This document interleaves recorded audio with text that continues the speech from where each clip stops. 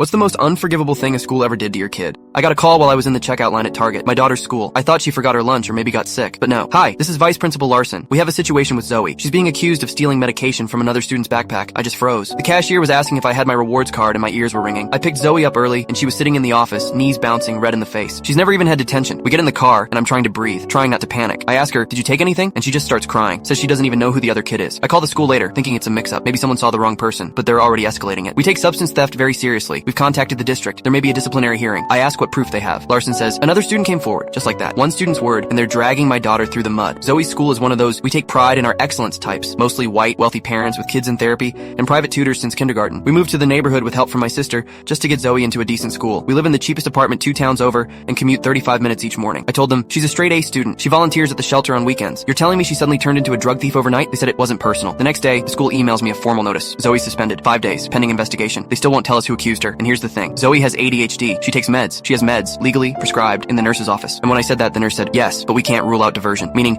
they thought she was stealing someone else's medication while she had her own. I begged them to at least check the cameras. You know what they said? The hallway cameras weren't functioning that morning, so we're just stuck in this loop of silence. Zoe starts shutting down. She won't go outside. She won't eat. She won't even look me in the eyes. And I thought it couldn't get worse until a parent I barely know from a Facebook mom group messages me. Just a single line. I heard about Zoe. I'm so sorry. They were talking about my kid, spreading it like it was fact. When Zoe finally went back to school, everything was different. Her locker had been spray painted with pill popper. The counselor suggested we consider transferring out to give her a fresh start. No apology, no investigation results, no names, just a stain on her record and a daughter who hasn't smiled in 3 weeks. And last night she asked me if I think people can actually start over or if their past just follows them forever.